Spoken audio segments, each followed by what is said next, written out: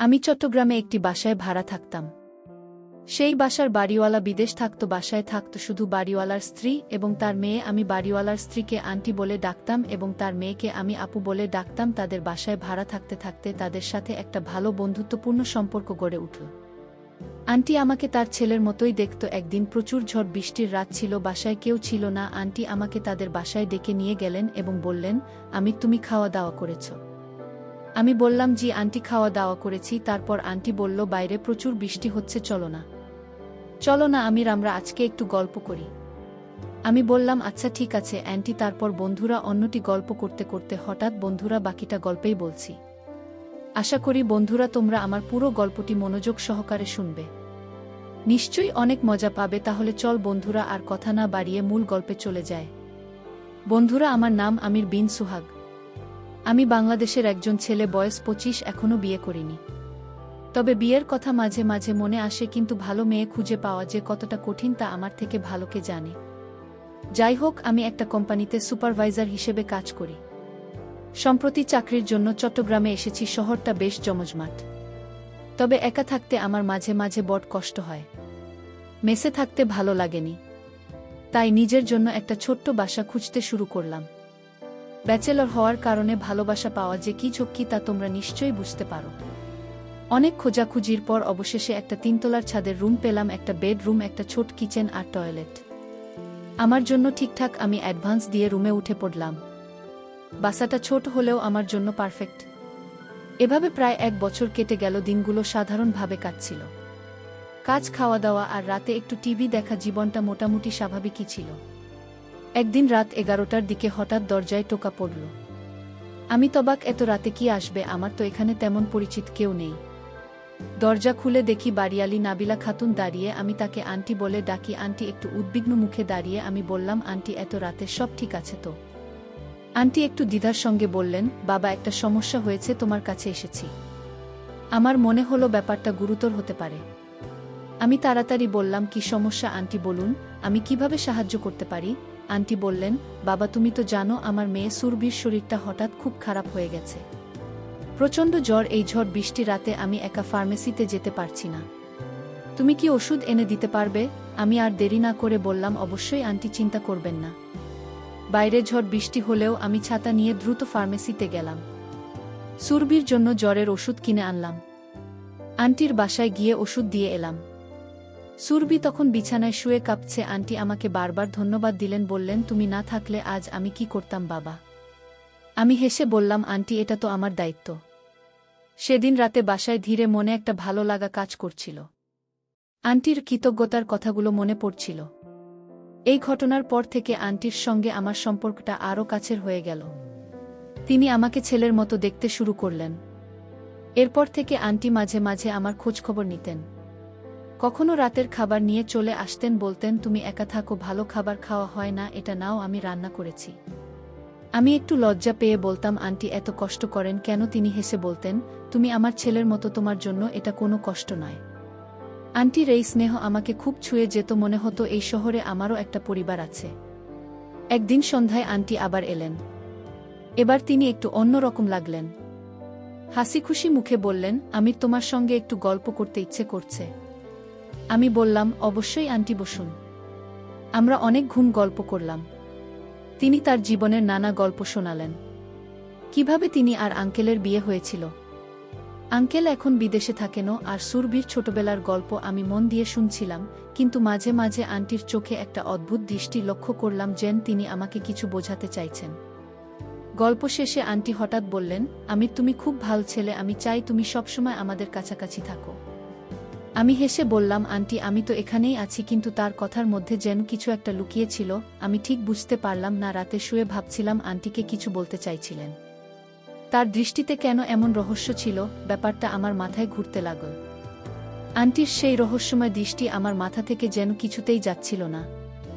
রাতে ঘুমোতে গিয়েও বারবার ভাবছিলাম, তিনি কি আসলেই কিছু বলতে চাইছিলেন, নাকি আমি বেশি ভেবে ফেলছি?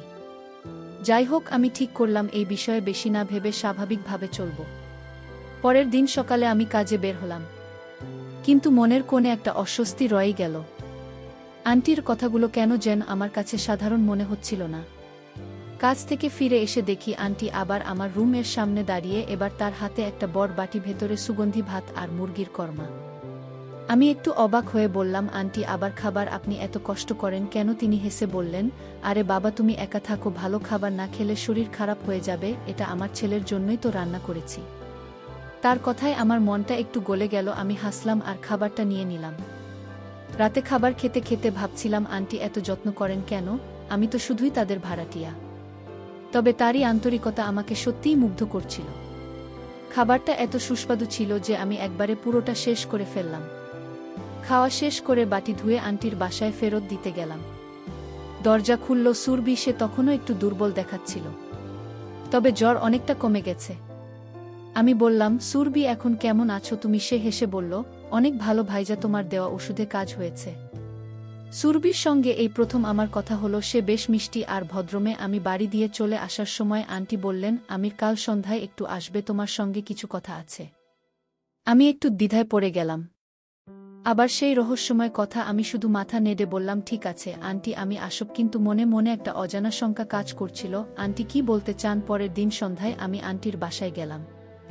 তিনি আমাকে বসতে বললেন। সুরভিও ছিল সেখানে। আন্টি শুরু করলেন, আমির, তুমি তো জানো আমার স্বামী বিদেশে থাকেন। আমি আর সুরভি এখানে একা, মাঝে মাঝে আমার খুব একা লাগে। তুমি এসেছ, তাই আমার মনে হয় আমার আরেকটা ছেলে আছে। আমি হাসলাম, কিন্তু তার কথার ধরন আমাকে একটু অস্বস্তিতে ফেল। তিনি যেন ইচ্ছাকৃতভাবে কিছু লুকোচ্ছেন। আন্টি এরপর বললেন, আমি চাই তুমি আমাদের পরিবারের একজন হয়ে যাও। এই কথাটা শুনে আমার মাথা ঘুরে গেল। এটা কি বলছেন তিনি? আমি কিছুটা ঘাবড়ে গিয়ে বললাম, আমি তো আপনাদের খুব কাছের মনে করি, কিন্তু এটা কিভাবে সম্ভব? তিনি হেসে বললেন, সব সম্ভব বাবা, তুমি শুধু আমার কথাগুলো একটু মন দিয়ে শোনো। আমি কিছু বলতে গিয়েও চুপ করে গেলাম। আমরা আরও কিছুক্ষণ গল্প করলাম। সুরভি মাঝে মাঝে কথায় যোগ দিচ্ছিল। তার কথাবার্তা ছিল খুব সহজ আর স্বাভাবিক, কিন্তু আন্টির কথার মধ্যে যেন একটা গভীর উদ্দেশ্য লুকিয়েছিল। তিনি বারবার বলছিলেন, তুমি আমাদের জন্য অনেক কিছু করেছ। আমি চাই তুমি আমাদের আরও কাছে থাকো। আমি শুধু হাসছিলাম, কিন্তু মনে মনে ভাবছিলাম এই কথার পেছনে কি আছে। আন্টি কি কোনো পরিকল্পনা করছেন? বাসায় ফিরে এসে আমি ভাবতে লাগলাম, এই আচরণ আমাকে ক্রমশ অস্বস্তিতে ফেলছে। তিনি কি আমার কাছ থেকে কিছু আশা করছেন, নাকি আমি বেশি ভেবে ফেলছি? তার কথাগুলো আমার মাথায় ঘুরছিল। আমি ঠিক করলাম পরের দিন আন্টির সঙ্গে খোলাখুলি কথা বলবো। কিন্তু তার আগে আমার আরেকটা প্রশ্ন জাগল। আন্টি এই রহস্যময় আচরণের পেছনে সুরভির কোনো ভূমিকা আছে কি? আন্টি রহস্যময় কথাবার্তা আমার মাথায় ঘুরপাক খাচ্ছিল। আমি ঠিক করেছিলাম আজ আন্টির সঙ্গে খোলাখুলি কথা বলবো। কিন্তু সকালে উঠে দেখি আমার কাজের চাপ এত বেশি যা আন্টির সঙ্গে দেখা করার সময় পেলাম না। সারাদিন কাজের মধ্যে ব্যস্ত থাকলেও মনের এক কোণে আন্টির কথাগুলো বারবার মনে পড়ছিল। তিনি কেন বারবার আমাকে পরিবারের একজন হওয়ার কথা বলছেন? এর পেছনে কি কোনো বড় পরিকল্পনা আছে? কাজ শেষ করে বাসায় ফিরলাম। সন্ধ্যার দিকে রুমে ঢুকতেই দেখি দরজার সামনে একটা প্যাকেট রাখা। খুলে দেখি ভেতরে কিছু ফল আর একটা হাতে লেখা চিঠি। চিঠিটা আন্টিরও। তিনি লিখেছেন, আমির, তুমি সারাদিন কাজ করে ক্লান্ত হয়ে ফিরো, এই ফলগুলো খেয়ে শরীরটা সুস্থ রাখো। আর আজ রাতে একটু আমার বাসায় এসো, তোমার সঙ্গে গল্প করতে ইচ্ছে করছে। আমার মনটা আবার দ্বিধায় পড়ে গেল। আন্টির এই যত্ন আমাকে খুশি করলেও তার কথার পেছনের উদ্দেশ্য নিয়ে আমি সন্দিহান হয়ে উঠলাম। রাতে আমি আন্টির বাসায় গেলাম। দরজা খুলল সুরভি। সে আমাকে দেখে হেসে বলল, ভাইয়া এসো, মা তোমার জন্য অপেক্ষা করছে। আমি ভেতরে ঢুকে দেখি আন্টি ড্রয়িং রুমে বসে আছে। টেবিলে কিছু নাস্তা আর চা সাজানো। আন্টি আমাকে দেখে উঠে দাঁড়ালেন, বললেন, আমির বাবা এসেছ, বসো, একটু গল্প করি। আমি বসলাম, কিন্তু মনে মনে একটু সতর্ক ছিলাম। আন্টির কথার ধরন আমাকে ক্রমশ অস্বস্তিতে ফেলছিল। আন্টি গল্প শুরু করলেন, বললেন, তুমি তো জানো আমার স্বামী বছরের বেশিরভাগ সময় বিদেশে থাকেন। আমি আর সুরভি এখানে একা, তুমি এসেছ, তাই আমার মনে হয় আমাদের বাড়িতে একটা নতুন প্রাণ এসেছে। আমি হাসলাম, কিন্তু কিছু বললাম না। তিনি আবার বললেন, আমির, তুমি কি কখনো ভেবেছ জীবনে একটা পরিবারের গুরুত্ব কতটা? আমি একটু ভেবে বললাম, হ্যাঁ আন্টি, পরিবার তো সবার জীবনের মূল শক্তি। আন্টি হঠাৎ একটু থামলেন, তারপর বললেন, আমি চাই তুমি আমাদের পরিবারের কাছাকাছি থাকো। এই কথাটা শুনে আমার বুকটা ধক করে উঠল। আমি বললাম, আন্টি, আমি তো আপনাদের খুব কাছের মনে করি। তো আপনি ঠিক কি বলতে চাইছেন? তিনি হেসে বললেন, ধৈর্য ধরো বাবা, সব কিছু সময়ে বুঝতে পারবে। আমি আর কিছু জিজ্ঞাসা করতে সাহস পেলাম না। গল্পের মাঝে সুরভি এসে যোগ দিল। সে বলল, ভাইজা, তুমি কি জানো মা তোমার খুব প্রশংসা করে বলে তুমি খুব ভালো ছেলে। আমি হেসে বললাম, আন্টি বেশি প্রশংসা করেন, আমি তো সাধারণ মানুষ। সুরভির কথাবার্তা ছিল খুব স্বাভাবিক, কিন্তু আন্টির কথার মধ্যে যেন একটা গভীর অর্থ লুকিয়েছিল। আমি মনে মনে ভাবছিলাম আন্টিকে আমাকে কিছু বোঝাতে চাইছেন নাকি আমি ভুল বুঝছি। রাতে বাসায় ফিরে আমি আরও বেশি চিন্তায় পড়ে গেলাম। আন্টির কথাগুলো আমার মাথায় ঘুরছিল। তিনি বারবার পরিবারের অংশ হওয়ার কথা বলছেন, কিন্তু তার মানে কি? আমি কি তাদের পরিবারের কাছাকাছি থাকার জন্য যথেষ্ট নির্ভরযোগ্য নাকি আন্টির আর একটা উদ্দেশ্য আছে? আমার মন বলছিল এর পিছনে কিছু একটা আছে। আমি ঠিক করলাম আন্টির সঙ্গে আর একটু খোলামেলা কথা বলতে হবে। ঘুমোতে যাবার আগে আমার মনে হঠাৎ একটা প্রশ্ন জাগল। সুরভি কি এই রহস্যের সঙ্গে জড়িত? তার স্বাভাবিক আচরণের পেছনে কি কিছু লুকিয়ে আছে? আমি ঠিক করলাম পরের দিন সুরভির সঙ্গে একটু কথা বলে দেখ। আন্টির রহস্যময় কথাবার্তা আমাকে রাতে ঘুমোতেও দিচ্ছিল না। আমি ঠিক করেছিলাম সুরভির সঙ্গে কথা বলে বোঝার চেষ্টা করব এই রহস্যের কোনো অংশে তার ভূমিকা আছে কিনা। পরের দিন সকালে আমি কাজে যাবার আগে সুরভির সঙ্গে দেখা করার একটা সুযোগ খুঁজলাম। ভাগ্যক্রমে আমি রুম থেকে বের হতেই দেখি সুরভি বারান্দায় দাঁড়িয়ে ফোন নিয়ে কিছু করছে। আমি তার কাছে গিয়ে বললাম, সুরভি কেমন আছো তুমি? শুরু হেসে বলল, ভাইজা, আমি এখন অনেক ভালো। তুমি তো আমার জন্য ওষুধ এনে দিয়েছিলে, তাই তো এত তাড়াতাড়ি সুস্থ হয়ে গেছি। তার কথায় আমার মনটা একটু হালকা হলো। আমি বললাম, তোমার মা আমার জন্য অনেক কিছু করেন, মাঝে মাঝে আমার লজ্জা লাগে। সুরভি হাসল, তারপর বলল, মা তো তোমাকে খুব পছন্দ করে বলে, তুমি খুব দায়িত্বশীল আর ভালো মানুষ। আমি হাসলাম, কিন্তু মনে মনে ভাবছিলাম এই প্রশংসার পেছনে কি কিছু লুকিয়ে আছে। আমি একটু দ্বিধা করে জিজ্ঞাসা করলাম, সুরভি আন্টি মাঝে মাঝে আমার সঙ্গে এমন কিছু কথা বলেন যেগুলো আমি ঠিক বুঝতে পারি না। তুমি কি কিছু জানো? সুরভি একটু অবাক হয়ে আমার দিকে তাকাল, তারপর হেসে বলল, ভাইজা, মা একটু রহস্যময় কথা বলতে ভালোবাসে, তবে তুমি চিন্তা করো না, মার মনে কোনো খারাপ উদ্দেশ্য নেই। তার কথা শুনে আমার মনটা আরও অস্থির হয়ে গেল। সুরভি কি কিছু লুকোচ্ছে নাকি সত্যিই কিছু জানে না? কাজে যাওয়ার পথে আমি ভাবছিলাম, সুরভির কথা সত্যি হলে আন্টির এই রহস্যময় আচরণের কারণ কি? আমি কি বেশি ভেবে ফেলছি? কাজের ফাঁকে আমার মনটা বারবার আন্টির কথার দিকে চলে যাচ্ছিল। তিনি কেন বারবার আমাকে পরিবারের অংশ হওয়ার কথা বলছেন? এর পেছনে কি কোনো বড় পরিকল্পনা আছে, নাকি এটা শুধুই তার স্নেহের প্রকাশ? আমি ঠিক করলাম আজ রাতে আন্টির সঙ্গে আরেকটু খোলামেলা কথা বলবো। সন্ধ্যায় বাসায় ফিরে দেখি আন্টি আবার আমার রুমের সামনে দাঁড়িয়ে, এবার তার হাতে একটা ছোট প্যাকেট।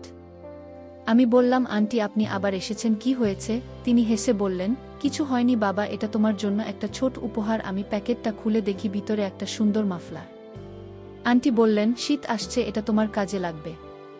আমি ধন্যবাদ দিলাম, কিন্তু মনে মনে ভাবছিলাম এই উপহারের পেছনেও কি কোনো উদ্দেশ্য আছে। আন্টি আমাকে ভেতরে বসতে বললেন। আমি সাহস করে বললাম, আন্টি আপনি আমার জন্য এত কিছু করেন, আমি সত্যিই কৃতজ্ঞ, কিন্তু আপনার কথায় মাঝে মাঝে আমার মনে হয় আপনি কিছু বলতে চান যেটা আমি ঠিক বুঝতে পারছি না। আন্টি একটু হাসলেন, তারপর বললেন, তুমি খুব বুদ্ধিমান, কিন্তু কিছু জিনিস সময়ের সঙ্গে সঙ্গে পরিষ্কার হয়। আমি শুধু চাই তুমি আমাদের উপর ভরসা রাখো। তার কথা শুনে আমার মন আরও দ্বিধায় পড়ে গেল। আমরা আরও কিছুক্ষণ গল্প করলাম। আন্টি তার জীবনের কিছু পুরনো গল্প শোনালেন। তিনি বললেন, আমার জীবনে অনেক চড়াই উধাই গেছে, কিন্তু আমি সবসময় বিশ্বাস করি ভালো মানুষের সঙ্গে ভালো কিছুই ঘটে। তার কথাগুলো আমাকে ভাবিয়ে তুলল। আমি বললাম, আন্টি আমি সবসময় চেষ্টা করি ভালো মানুষ হতে। তিনি হেসে বললেন, তুমি ইতিমধ্যেই ভালো মানুষ, আমি শুধু একটু ধৈর্য ধরো।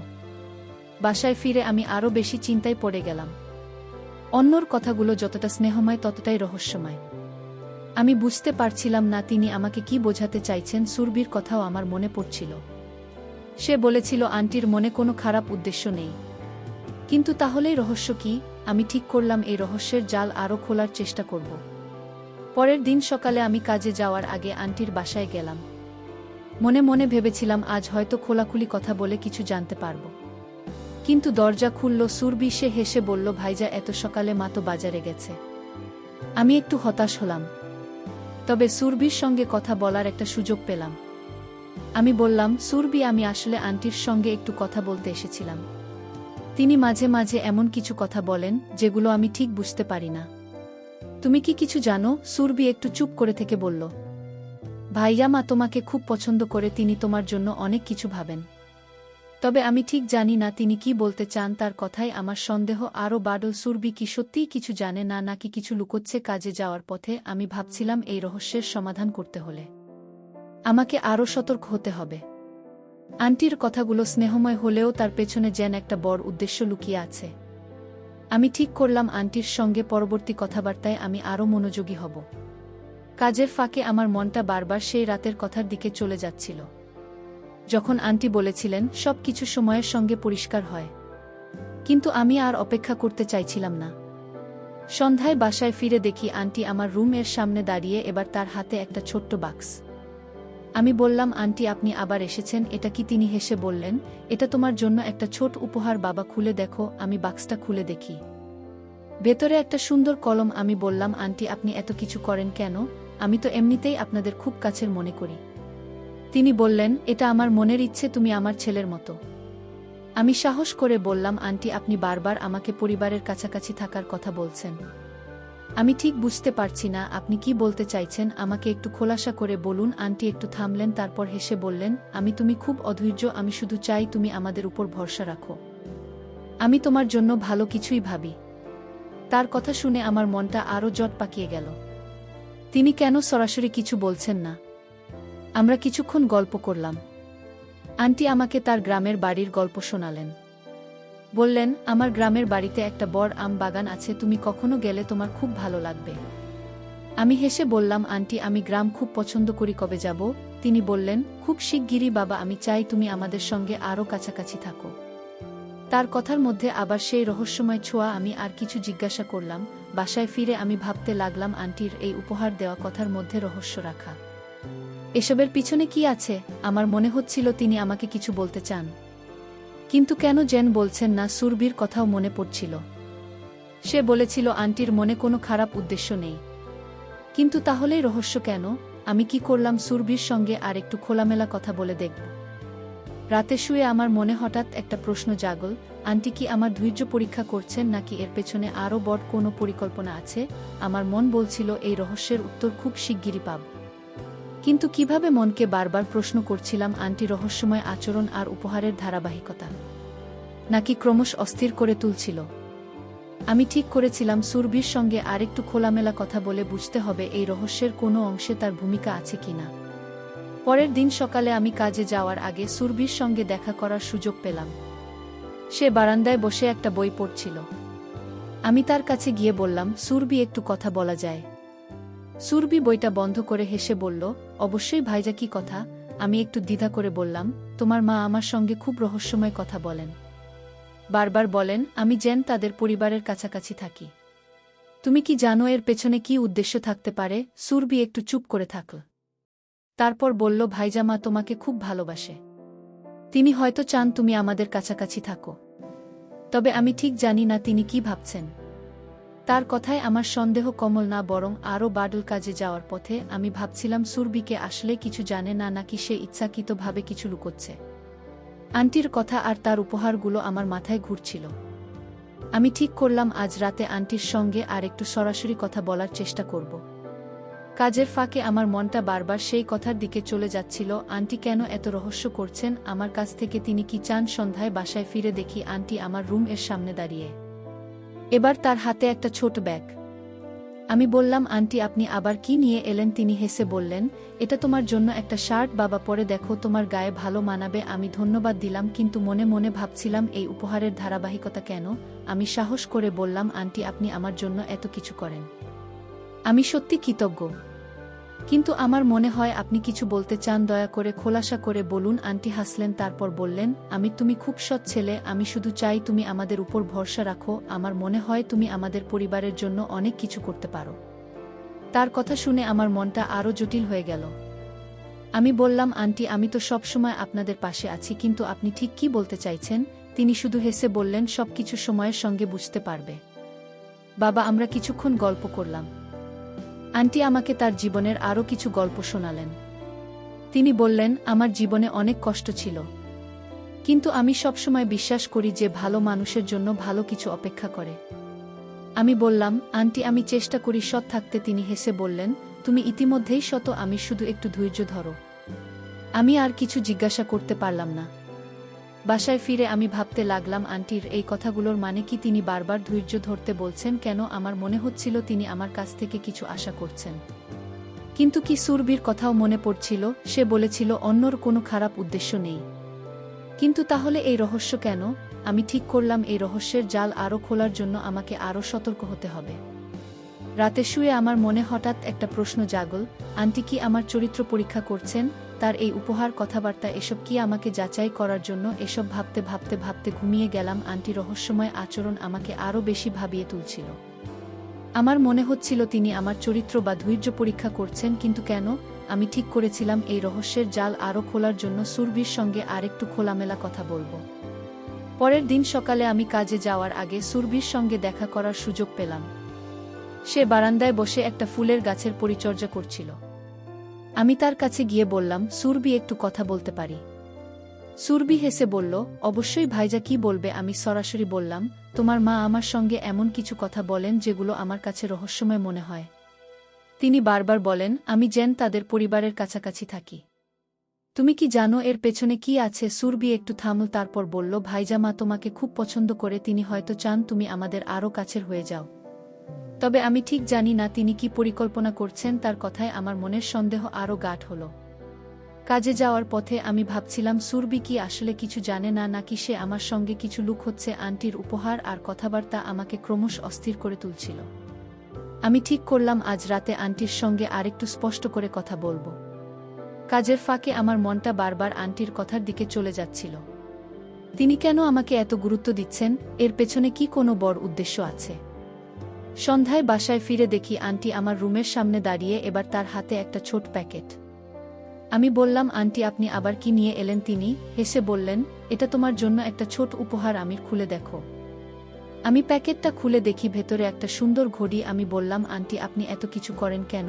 আমি তো এমনিতেই আপনাদের খুব কাছের মনে করি। তিনি বললেন, তুমি আমার ছেলের মতো, এটা আমার মনের ইচ্ছা। আমি সাহস করে বললাম, আন্টি আপনি বারবার আমাকে উপহার দিচ্ছেন, রহস্যময় কথা বলছেন। আমি ঠিক বুঝতে পারছি না আপনি কি চান, দয়া করে খোলাসা করে বলুন। আন্টি হাসলেন, তারপর বললেন, আমির, তুমি খুব সৎ আর দায়িত্বশীল ছেলে। আমি শুধু চাই তুমি আমাদের উপর ভরসা রাখো। আমার মনে হয় তুমি আমাদের জন্য অনেক কিছু করতে পারো। তার কথা শুনে আমার মনটা বড় জটিল হয়ে গেল। আমরা কিছুক্ষণ গল্প করলাম। আন্টি আমাকে তার পরিবারের কিছু পুরনো গল্প শোনালেন। তিনি বললেন, আমার জীবনে অনেক চ্যালেঞ্জ এসেছে, কিন্তু আমি সবসময় বিশ্বাস করি ভালো মানুষের সঙ্গে ভালো কিছুই ঘটে। আমি বললাম, আন্টি আমি সব সময় চেষ্টা করি সৎ থাকতে। তিনি হেসে বললেন, তুমি ইতিমধ্যেই সৎ, আমি শুধু একটু ধৈর্য ধরো। আমি আর কিছু জিজ্ঞাসা করতে পারলাম না। বাসায় ফিরে আমি ভাবতে লাগলাম আন্টির এই রহস্যময় কথাগুলোর মানে কি। তিনি কেন বারবার ধৈর্য ধরতে বলছেন? আমার মনে হচ্ছিল তিনি আমার কাছ থেকে কিছু আশা করছেন। কিন্তু কি সুরভির কথাও মনে পড়ছিল। সে বলেছিল আন্টির কোনো খারাপ উদ্দেশ্য নেই। কিন্তু তাহলে এই রহস্য কেন? আমি ঠিক করলাম এই রহস্যের সমাধান করতে হলে আমাকে আরও সতর্ক হতে হবে। রাতে শুয়ে আমার মনে হঠাৎ একটা প্রশ্ন জাগল, আন্টিকে আমাকে কোনো বড় দায়িত্ব দেওয়ার কথা ভাবছেন, নাকি এর পেছনে আরও কিছু আছে? আন্টি রহস্যময় কথাবার্তা আর উপহারের ধারাবাহিকতা আমাকে ক্রমশ উৎকণ্ঠিত করে তুলছিল। আমি ঠিক করেছিলাম এই রহস্যের সমাধান করতেই হবে। পরের দিন সকালে আমি কাজে যাওয়ার আগে সুরভির সঙ্গে আরেকবার কথা বলার সুযোগ খুঁজলাম। তাকে বারান্দায় দেখে গিয়ে বললাম, সুরভি, আমি তোমার মায়ের কথা একটু বুঝতে চাই। তিনি কেন আমার সঙ্গে এমন রহস্যময় আচরণ করছেন? সুরভি হেসে বলল, ভাইজা, মা তোমাকে খুব পছন্দ করে। তিনি হয়তো কিছু ভাবছেন, কিন্তু আমি সত্যি জানি না। তুমি মায়ের সঙ্গে খোলাখুলি কথা বলো। তার কথা আমাকে আরও চিন্তায় ফেল। কাজে যাওয়ার পথে আমি ভাবছিলাম আন্টির এই রহস্যের পেছনে কি আছে। তিনি কি আমার চরিত্র পরীক্ষা করছেন, নাকি এর পেছনে অন্য কিছু আছে? আমি ঠিক করলাম আজ রাতে আন্টির সঙ্গে সরাসরি কথা বলবো। কাজের ফাঁকে আমার মনটা বারবার আন্টির কথার দিকে চলে যাচ্ছিল। তিনি বারবার বলছেন আমি যেন ধৈর্য ধরি, কিন্তু আমার ধৈর্য আর বাকি নেই। আমি এই রহস্যের উত্তর চাই। সন্ধ্যায় বাসায় ফিরে দেখি আন্টি আমার রুমের সামনে দাঁড়িয়ে, এবার তার হাতে কোনো উপহার নেই। তিনি একটু গম্ভীর মুখে বললেন, আমির, আজ তোমার সঙ্গে কিছু গুরুত্বপূর্ণ কথা আছে। আমার বাসায় এসো। আমার বুকটা ধক করে উঠল। এতদিনের রহস্য কি আজ খুলবে? আমি তার সঙ্গে তাদের বাসায় গেলাম।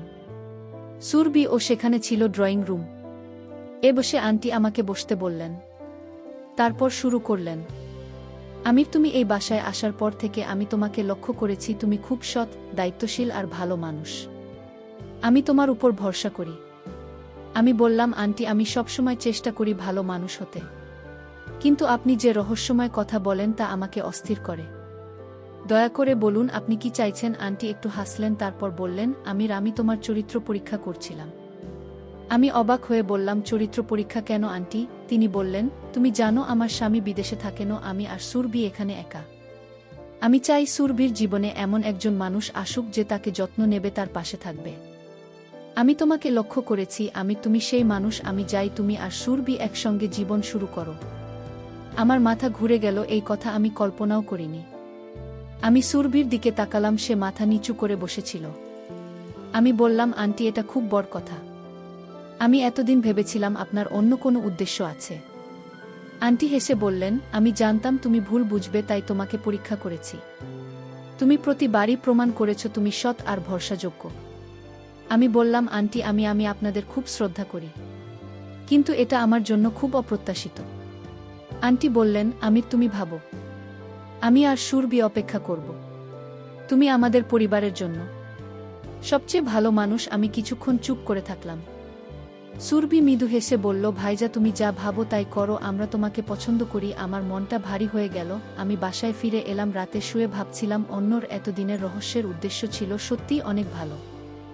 সে মূলত আমাকে পরীক্ষা করছিল, কারণ আন্টি মনে মনে তার মেয়ের সাথে আমাকে পবিত্র বন্ধনে আবদ্ধ করবেন বলে উনি আমার চরিত্র পরীক্ষা করছিলেন। অবশেষে আমি চরিত্রের পরীক্ষায় জয়ী হলাম। তারপর বন্ধুরা সুরভের সাথে আমার পারিবারিকভাবে বিয়ে হয়ে গেল। আমি আর সুরভি এখন সুখী পরিবার। গল্পের শেষে বন্ধুরা, আমি তোমাদেরকে বলব, কাউকে ভুল বোঝার আগে তার উদ্দেশ্য বোঝার চেষ্টা করা উচিত। আজকে যদি আমি সৎ না থাকতাম আর আন্টিকে নিয়ে ভুল কিছু ভাবতাম, তাহলে হয়তো আজকে আমার এই সুদিন আসতো না।